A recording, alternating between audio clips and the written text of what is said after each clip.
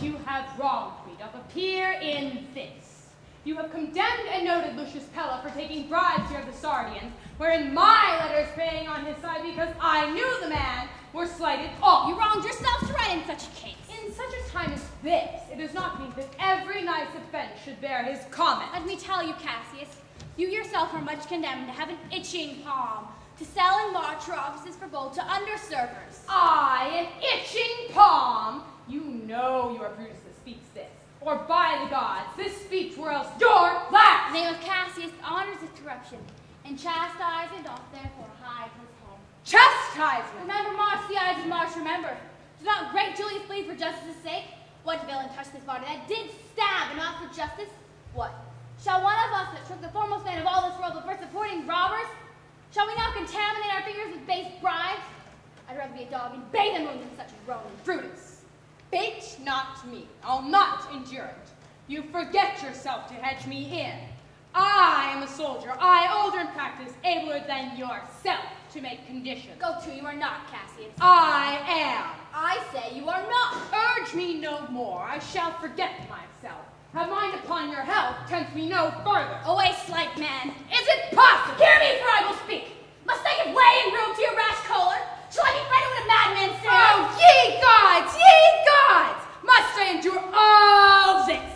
You love me not. I do not like your fault. A friendly I could never say such fault. Flatterers would not believe you appears huge and high Olympus. Come, Antony, and young Octavius, come. Revenge yourselves alone on Cassius, for Cassius is aweary of the world. Hated by one he loves, brave by his brother. Oh, I could weep my spirit from mine eyes. There is my dagger, and here my naked breast. I that deny thee gold will give my heart. Strike, as thou didst at Caesar. For I know when thou didst hate him worst, thou lovest him better than ever thou lovest Cassius. Then seize your dagger. Be angry when he will shall have scope. Do what you will. Dishonor shall be humor. Oh, Cassius, you are yoked with the land with winter's fire, where the hasty spark is straight as cold again. Hath Cassius lived to be but mirth and laughter to his Brutus, when grief and blood ill-tempered vexeth him? When I spoke that, I was ill-tempered too. Do you confess so much? Give me your hand. In my heart too.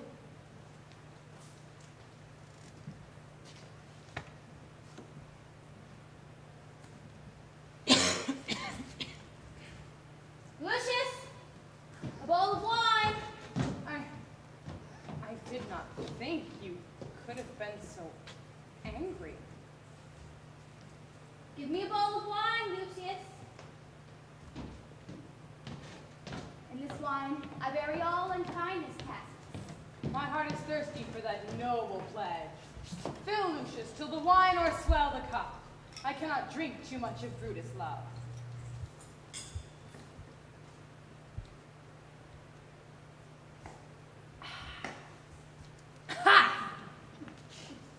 Come in, Titinius. Welcome, Messala. Now sit be close about this taper here and call into question our necessities. Messala, I have here received letters that young Octavius and Mark Antony come upon us from mighty power, bending their expedition toward Philippi. Myself have letters of the self-same tenor. What addition? They by prescription and bills of outlawry, Octavius, Antony, and Lepidus have put to death 100 senators. There in our letters do not well agree. Mine speak of 70 senators that died by their prescriptions, Cicero being one. Cicero won? Cicero was dead, and by the order prescription. What do you think of marching Philippi presently? I do not think it good. Your reason? This is it. 'Tis better that the enemy seek us. So shall he waste his means, weary his soldiers, doing himself offense, whilst we, lying still, are full of rest, defense, and nimbleness. Good reason must of force give place to better. The people twixt Philippi and this ground do stand but in a forced affection, for they have grudged this contribution. If at Philippi we do face him there, these people at our back. Hear me, good brother. Under your pardon, Cassius, you must know beside that we have tried the utmost of our friends. Our legions are brimful and our cause is right. We, at the height, are ready to decline. There is a tide in the affairs of men, which, taken at the flood, leads on to fortune. Omitted all the voyage of our life is bound in shallows and miseries. On such a full sea we are now afloat, and we must take the current when it serves or lose our ventures. Then with your will go on.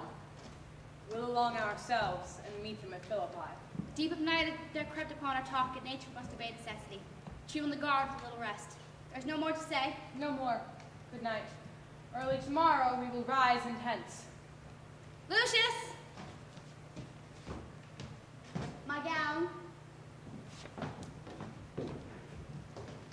Good night, Titinius. Farewell, Messala. Noble Cassius. Good night and good repose. Oh, my dear brother, this was an ill beginning of the night. Never comes such division between our souls. Let it not, Brutus. Everything is well. Good night, my lord. Good night, good brother. Good night, Lord Brutus. Farewell, everyone.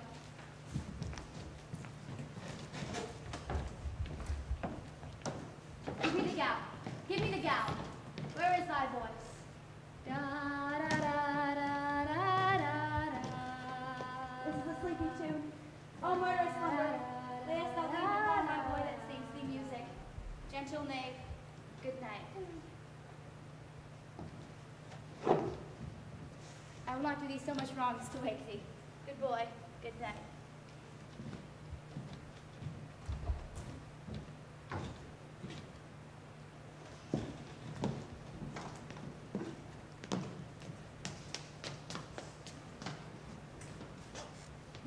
Now, Antony, our hopes are answered. You said the enemy would not come down, but keep the hills and upper regions. It proves not so.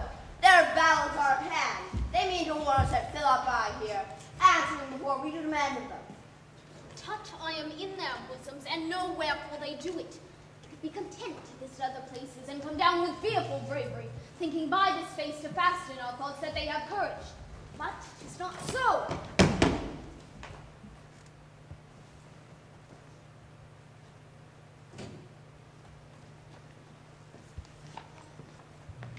Prepare, you generals. The enemy comes on in a gallant show. Their bloody sign of battle is hung out. Something to be done immediately. Octavius, lead your battle softly on the left hand of the even field. Upon the right hand eye, keep down the left. Why do you cross me in this exigent? I do not cross you, but I will do so. They stand and would have parley. Stand fast, Messala. We must out and talk. Mark Antony, shall we give sign of battle? No! Caesar. We will answer on their charge. The generals would have some words. Stern also to the signal. Words before blows. Is it so, countrymen? Not that we love words better, as you do. Good words are better than bad strokes, Octavius. In your bad strokes, Brutus, you give good words. Witness the holy maiden Caesar's heart, crying, "Long live Hail Caesar!" Antony, the posture of your blows are yet unknown. But for your words, they rob the Hippolytes and leave them honeyless. Not stingless, too? Oh, yes, and soundless, too. You have stolen our budding, Antony, and very wisely bred before you sting. Villains! But not so when your vile daggers hacked one another in the sides of Caesar. You showed your teeth like apes, and fawned like hounds, and bowed like bondmen, kissing Caesar's feet, whilst down Decius from behind, like a curse, struck Caesar on the neck. Oh, you flatterers! Flatterers? Now, Brutus, think yourself. This tongue had not offended so today if Cassius might have ruled. Come, the cause. If arguing make us sweat, the proof of it will turn to redder drops. Look, I draw my sword against conspirators. When think you that the sword goes up again? Never, till Caesar's 33 wounds have been avenged, or till another Caesar have added slaughter to the swords of traitors. Oh, Caesar, thou couldst not die by traitor's hand unless thou bringest them with thee. So I hope. I was not born to die on Brutus' sword. Oh, if thou wert the noblest of thy strain. Young man, thou couldst not die more honorable. A peevish schoolboy, worthless of such honor, joined by a masker and a reveler. Come, Antony, away. Defiant traitors, we hurl in your teeth. If you dare fight today, come on the field. If not, when you have stomachs.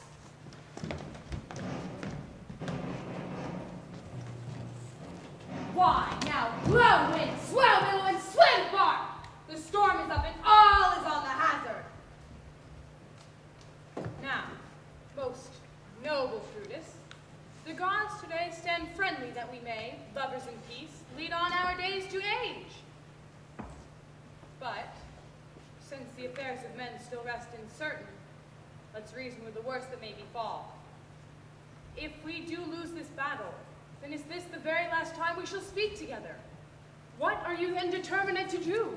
Even by the rule of that philosophy, which I did blame Cather for the death he gave Dig himself.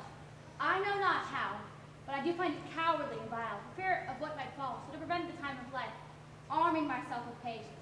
To say the providence of such high powers that govern us below. Then if we do lose this battle, you are contented to be led throughout the streets of Rome? No, Cassius, no. Never think that ever Brutus shall go back to Rome. He bears too great a mind. But this same day must end the work the eyes of Mark begun. If we meet again, why, we shall smile. If not, this parting is well made. Forever and forever farewell, Brutus. If we meet again, I will smile indeed. If not, 'tis true this parting was well made. Why then, lead on. Oh, that a man might know the end of this day's business ere it come. Go home when?